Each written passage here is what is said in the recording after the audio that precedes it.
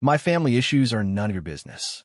Naomi Parker's voice was calm, but the sharpness in her eyes made it feel like a warning. Don't ask again. She added it without raising her voice, and somehow that made it worse. I stood there in the middle of our kitchen, my hands still resting on the back of a chair, trying to process what she had just said.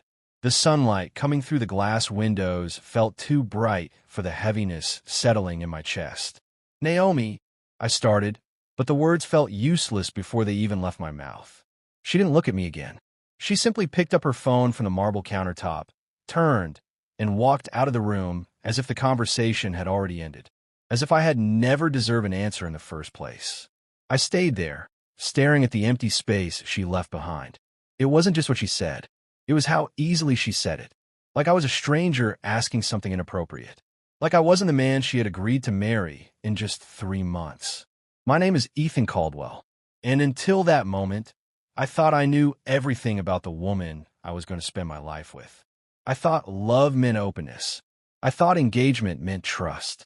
But standing in that kitchen, I realized there was a part of Naomi's life I had never been allowed to touch. And suddenly, it felt like that part was bigger than everything else. That night, Naomi acted like nothing had happened. She laughed at a show we watched together.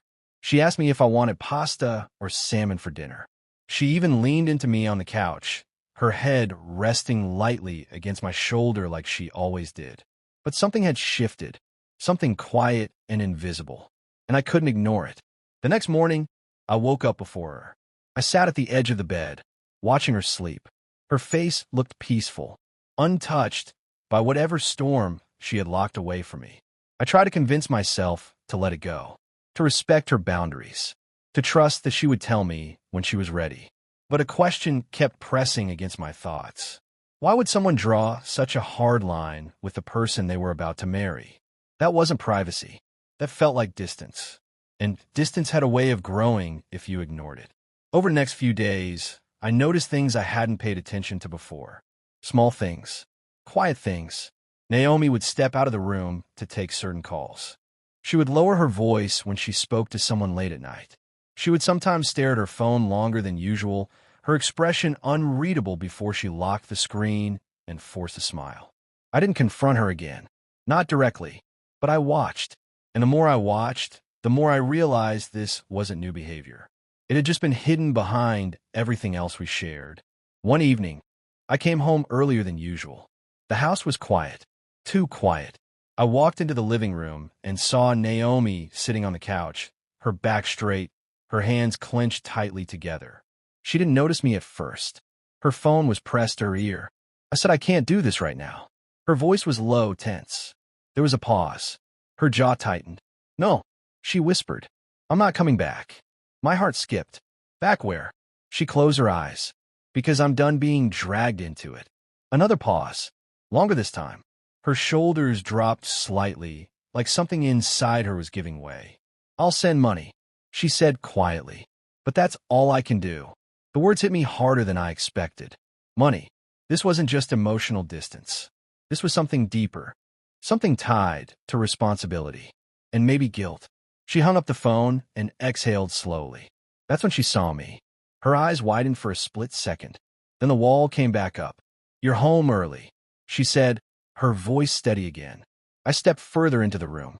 "Who was that?" She didn't answer immediately. She stood up, smoothing her dress like she needed something to do with her hands. "It's nothing you need to worry about." The same tone, the same boundary. I felt something inside me tighten. "I'm not asking out of curiosity," I said. "I'm asking because you're my fiancée." She looked at me then, really looked, and for a moment, I saw something break through her composure. Fear, but it disappeared just as quickly. "I told you before," she said quietly. "My family issues are none of your business." The words landed heavier this time, because now I knew they weren't just words. They were a shield, and she was holding on to it like letting go would destroy something. Days passed, then a week, and the tension between us grew, even when we didn't talk about it. We started avoiding certain conversations, certain topics, even certain silences. Then one afternoon, everything changed. I was at work when I got a call from an unknown number. I almost ignored it, but something made me answer. "Hello." There was a brief pause, then a woman's voice. "You're Ethan Caldwell, right?" "Yes." "This is Claire Parker." My chest tightened instantly. "Parker, Naomi's last name. I'm Naomi's sister." I stood up without realizing it. My chair scraped loudly against the floor. "She's in trouble," Claire said, and in that moment, every boundary Naomi had tried to set felt meaningless. "What kind of trouble?" I asked. There was hesitation on the other end. Then Claire exhaled sharply. "The kind she won't tell you about." My grip tightened around the phone. "Tell me." Claire didn't sugarcoat it. Their father had been involved in financial fraud. Large-scale fraud. The kind that didn't just disappear when it was exposed. The kind that left debts. Enemies. Consequences. Naomi had spent years trying to distance herself from it. Trying to build a life that had nothing to do with her family's past. But the past didn't stay buried. It followed her. And now it was catching up again. "They're pressuring her," Claire said. "For money." I thought about the call I overheard. "I'll send money." It wasn't generosity. It was obligation. Or maybe fear. "She won't ask you for help," Claire added. "She's too proud for that." I closed my eyes briefly. No, it wasn't pride. It was something else. Something heavier. "Why are you telling me this?" "Because she's about to lose everything trying to handle it alone." The word stayed with me long after the call ended. That night, I didn't wait. When Naomi walked through the door, I was already standing in the living room.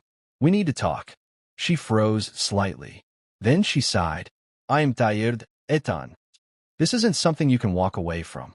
She looked at me, irritation flashing briefly. "I told you. Your sister called me." The words cut through everything. Her expression changed instantly. Shock, then anger, then something deeper, something like betrayal. "She had no right." "Neither did you," I said, my voice sharper than I intended. "To shut me out like I don't matter." Silence filled the space between us. Heavy and unavoidable. "I was trying to protect you," she said finally. I shook my head slowly. "No, you were trying to protect yourself from needing anyone." That hit her. I saw it in the way her shoulders stiffened. "You don't understand." "Then make me understand." Her eyes filled with something I hadn't seen before. Not fear, not anger. Exhaustion. Real, deep exhaustion. "I spent years cleaning up after them," she said quietly. "Fixing things that weren't mine to fix." Her voice trembled slightly. "I built this life so I wouldn't have to carry that anymore." She looked around our home. This is the first thing that's ever been just mine." The words settled heavily between us. "And you think telling me would take that away?" She hesitated, then nodded. "Because once you're involved," her voice broke slightly, "you don't get out." That was the moment everything shifted. Not because I finally knew the truth, but because I finally understood her fear. This wasn't about hiding something from me. This was about losing control of the one part of her life she had fought to protect. I stepped closer. "You're not your family." She didn't respond, but she didn't step away either. "And whatever they did," I continued, "it doesn't get to define what we have." Her eyes searched mine, like she was trying to find something she could trust, something she could hold on to without it breaking. "What if it ruins everything?" she whispered. I didn't answer immediately, because the truth was it could. Things like this didn't come without consequences. But I also knew something else. "Then we deal with it." Her expression softened slightly. Not fully, but enough. Together, the word hung in the air. Unfamiliar, uncomfortable, but necessary.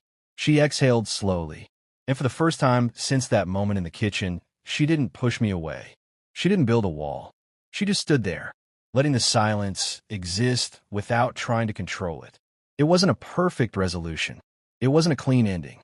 There were still problems waiting. Still consequences to face. Still pieces of her past that wouldn't disappear overnight. But something had changed. Not in the situation, but in how we faced it. Because for the first time, Naomi wasn't standing alone against it. And for the first time, I wasn't being kept outside of it. And somehow, that mattered more than any answer she could have given me that first day.